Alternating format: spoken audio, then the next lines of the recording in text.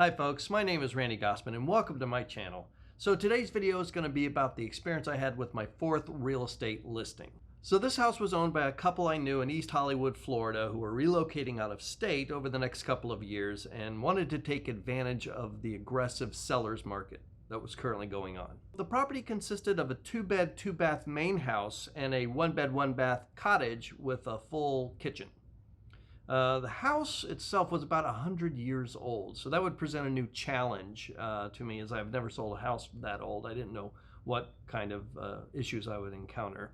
The owners had bought it in late 2011 for about $256,000. The house was built with Dade County pine, which is some sturdy lumber. The front porch was really charming. It had a nice little area that you could sit out there, enough room for a table, and had this classic wooden door that led into the house. Very nice.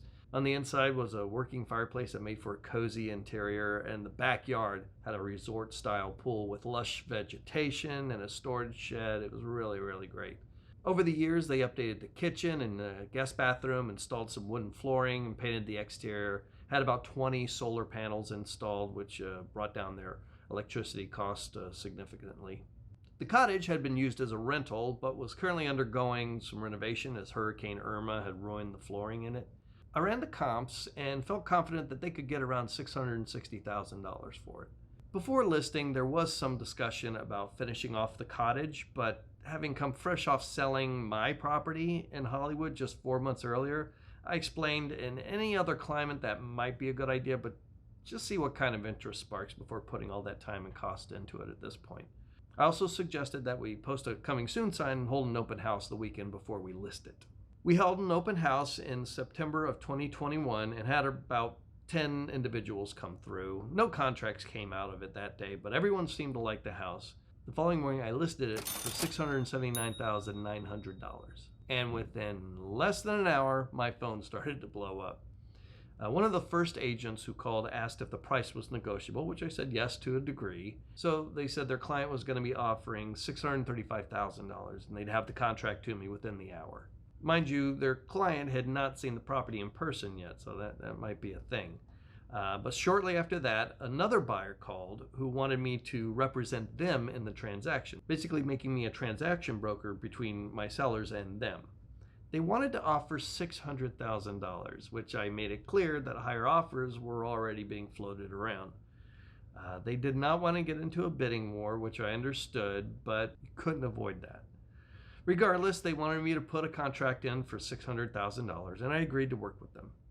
Right after that, I received the promise contract for $635,000 and forwarded it to my clients. I finished writing up the buyer's contract for $600,000, and right after sending it out for signing, the sellers rejected the contract for $635,000 from earlier. They didn't even counter. Having been on the market for less than a day, my clients were looking to get as close to their asking price for the house as possible and did not want to miss out on a better deal, especially after the success I had with my Hollywood house, which was less than a mile from theirs. At the same time, these offers were not ridiculously low, and a quick sale is also enticing.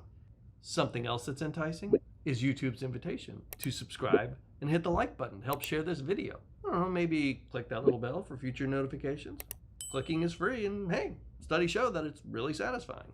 And I thank you if you do so.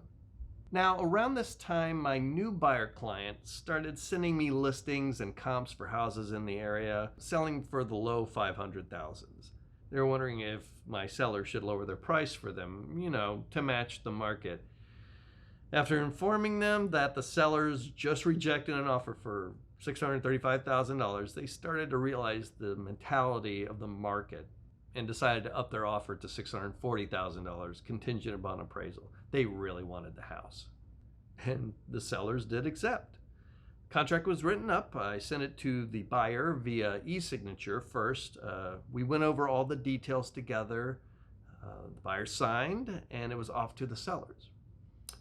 I mentioned a few videos back about some drama coming up in my listings. Well, this is the one.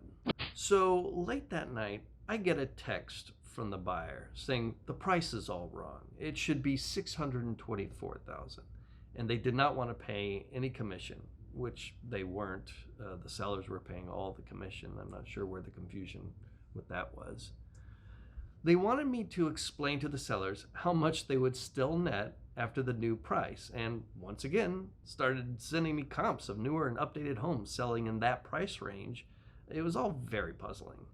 I emailed the sellers not to sign until I worked everything out the next day. Naturally, the sellers were cautious of this deal now. They didn't sign the contract, and the next morning they just completely wanted to discontinue everything with the buyer.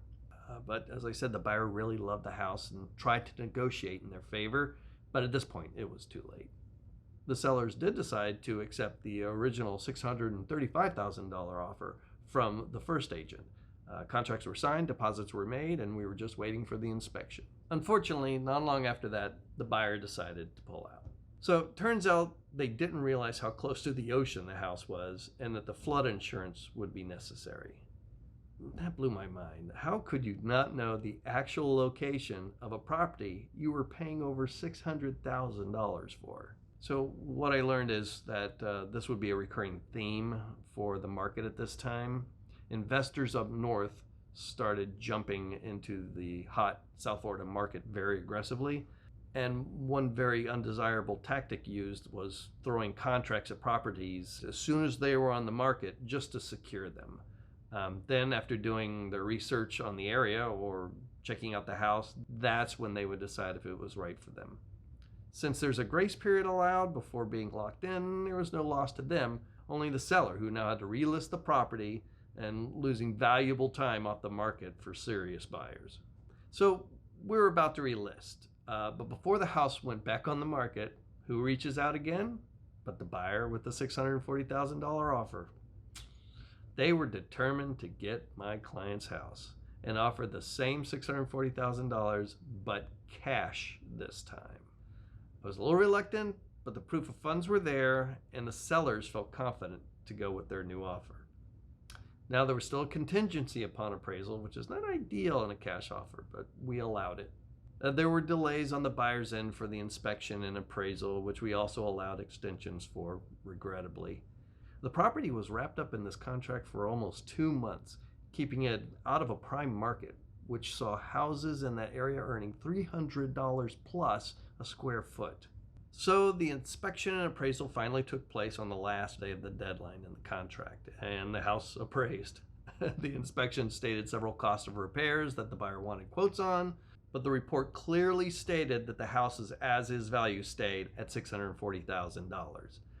It was, after all, a move-in ready house.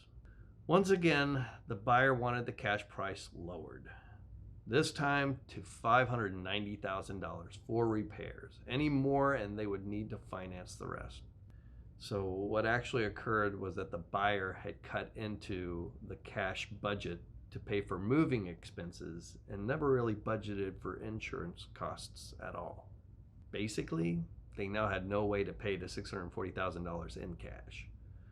They were still under the grace period to cancel, but really still wanted the house. So after all this, the sellers were willing to lower the cash price to $635,000 to help out the buyer, giving them $5,000 for repair. I sent the buyer an as-is contract with the new price, and as the buyer's deadline was that day, I also included a release and cancellation in case they couldn't meet the new price. As expected, they signed the cancellation, and the house went immediately back on the market at $679,900 again. So we were now in November of 2021, and the sellers were concerned that the market might have lost some of its momentum. But the day after relisting, we had a contract for $679,000, practically full asking. The buyer was a real estate agent, and the only contingency was that the property appraised. Well, this appraisal came in at $615,000, where the one from the previous buyer came in at $640,000. As there were some repairs needing to be done on the patio and cottage, the sellers were willing to negotiate, and everyone agreed to a $24,000 reduction in price. Despite all the headaches and drama, the sellers were actually happy to be netting within their target price range. There were a few delays with the buyer's financing, which extended the closing, but in January of 2022, it finally closed for $655,000. Myself and the buyer, who again was a real estate agent, split a 5% commission on that. Now, if you have watched my previous videos, you know that my listings have been rather relaxed and uneventful up to this point. I have to say though, as frustrating of an experience selling my fourth listing was, and believe me, there's additional drama that was left out for time, I'm actually glad I've broken my easy streak. I feel the only way to grow in any profession is to have to trudge through the muck occasionally, you know? That way you learn what obstacles to expect and how to deal with them when they show up. It builds character and, in a way, it validates all the hard work upon closing even more. Now, maybe there are those who feel differently and think that a bumpy listing offers nothing to one's growth. If so, comment below. Let me know.